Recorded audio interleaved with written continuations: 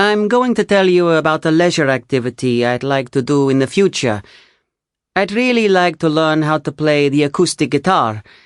This is because I love music, and I love the beautiful sound this kind of guitar makes. I also want to give myself a challenge and learn something new. I don't think it'll be too difficult for me, because I already know how to read music. I play the piano, but I'm not very good. I think playing the guitar will be easier. I also like the fact that you can carry a guitar around easily and play it anywhere. For example, I can play it in the park or on the beach. I can't think about learning it at the moment because I'm too busy. I need to focus on my studies and prepare for my exams. I think that I'd like to take up the guitar next year. All my exams will be over by then, so I'll have more time, and more money too. In fact, I'll need money to pay for lessons.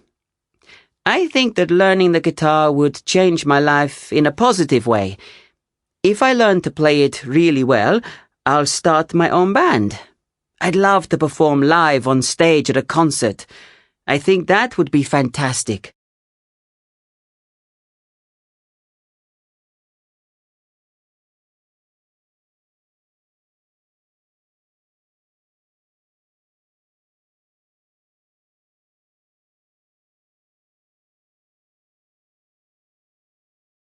Justin Bieber's rise to fame is an interesting story. He was interested in music from a very early age, and he taught himself how to play a whole selection of musical instruments, which I think is rare in youngsters these days. Like a lot of teenagers who want to be pop stars, he learned the guitar. But whereas very few of those teenagers put in the effort needed to be successful, Bieber, on the other hand, not only learned how to play the piano as well, but also mastered the drums and even the trumpet. One day he hopes to learn the violin.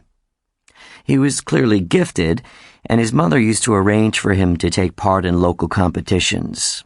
He came second in one, and his mother posted his performance on YouTube. She kept posting other clips of him singing, and soon these attracted a number of fans who started following him, though at this point he still hadn't found fame. His big break came when a music executive came across these videos by accident when he was looking for a performance by a different artist. He immediately recognized Bieber's talent and gave the teenager a contract with his recording company. His first record was a worldwide hit. He shot to fame in just 2 years and is now a global superstar, one of the most well-known performers the world has ever seen.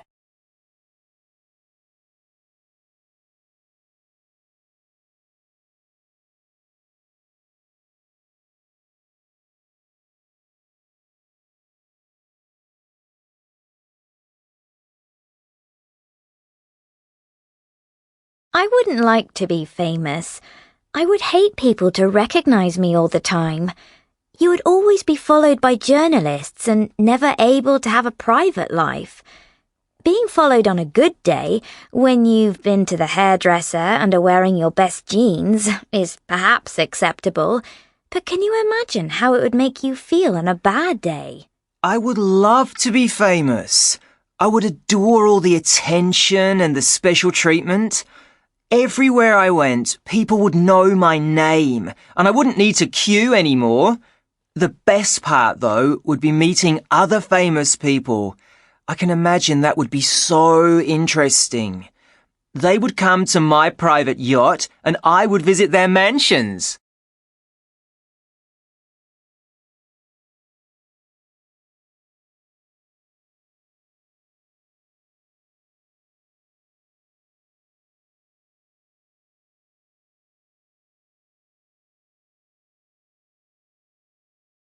So, you've been a famous singer for over 3 decades now. What advice would you give to someone wanting to become famous? Well, my first piece of advice is don't try and become famous. Instead, focus on being good at something. Choose something you enjoy and then work hard at doing well in that area. What did you do to become such a successful singer? Well, a good way to be the best is to learn from the experts. Find people you admire in your area of interest. Try to get as close to them as possible. Observe them carefully. If possible, talk to them. Ask lots of questions. Don't copy them, but try to learn from them. And don't be afraid to experiment. Try something new. Being the best is one thing, but how did you get yourself known? Getting yourself known is indeed another skill you must work on. One thing is for sure, nobody is going to come to you. You have to make opportunities for yourself. You have a product to sell, and the product is you. It's much easier to do that these days, especially with the internet around. Many people use social media for this. Any other piece of advice? Yes. The last thing I would say is, if you want to be really successful in something, you will most likely experience a certain amount of failure. People who fail at some point often say that the experience has been a great lesson and helped them on the road to success. Try to learn from these moments instead of being frightened of them. In fact, some of the most successful people have often failed countless times before reaching their end goal. What makes them successful is that they kept on trying regardless.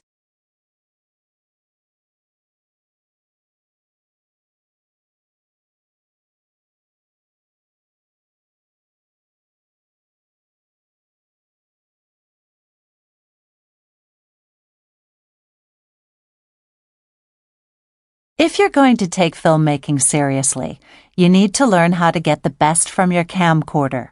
Many people use camcorders these days to make short videos of their friends and family, and often people just use the automatic functions. These work well enough for those types of occasion, but if you want to take a more professional approach for the production of your short film, you should have some knowledge of the camcorder's manual functions too. In this tutorial, I will start by discussing 3 of the most basic functions: the focus, the iris, and the zoom. The focus control is usually the manual focus ring at the front of the lens, well, certainly with professional cameras. It's a particularly useful function if used correctly. The ring turns anti-clockwise for a more distant focus and clockwise for a closer focus.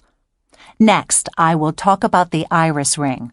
This is also located on the lens. It manages how much light appears through the lens through the adjustable opening called the aperture. As you let more light into the shot, it naturally becomes brighter. Finally, I will talk about the zoom function. Many people use this function, and it's often overused. Used in moderation, however, this very popular feature can be a really useful tool. It moves your perspective closer or further away from your chosen subject. I would advise, however, that whilst shooting a long zoom, you use a tripod.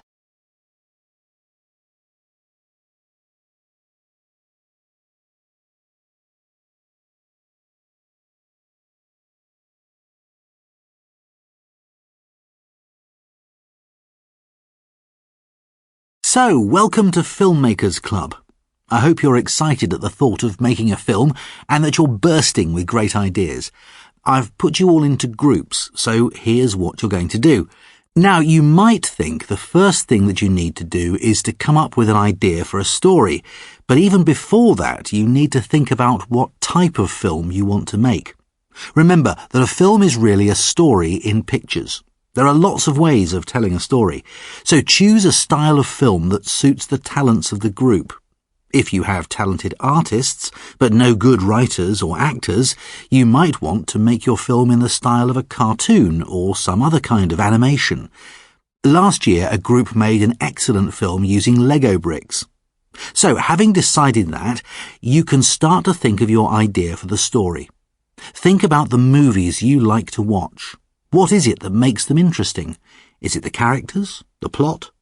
As regards plot, my advice is don't be too ambitious. Don't make it complicated. Keep it simple. The simplest ideas are often the ones that work the best.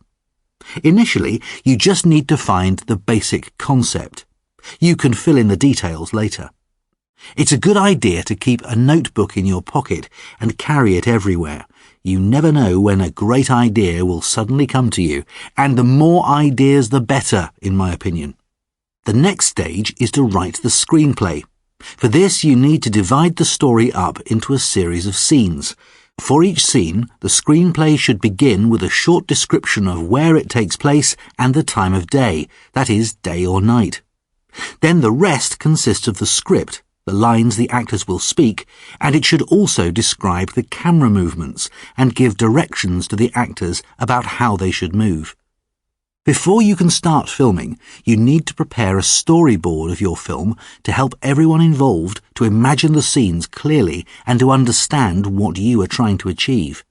This is similar to a comic book version of your film, but without speech balloons. And at this point, you need to appoint a director. This is a major role, and it's vital that he or she is a good communicator, as they are the key link between the actors and the rest of the team. This person will have responsibility for the creative side of the project. He or she will have the final say in the choice of the main actors and in directing the action of the film. That brings me to the next stage, casting your film, finding the actors. Don't just rely on your friends. Be creative. Perhaps you could advertise on social media. Or if your film needs a doctor, perhaps you could ask one from the local hospital if they could spare a couple of hours for you. And then, before filming finally starts, you will need to assign other jobs, such as director of photography.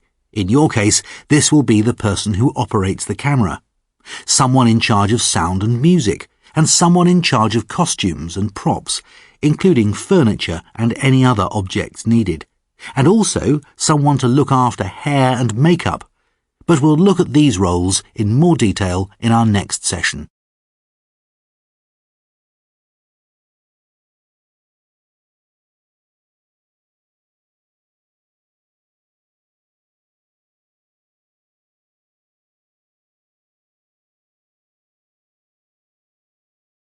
Well, the famous person I'm going to describe is David Beckham. He was a footballer who played for Manchester United, and he also played for England.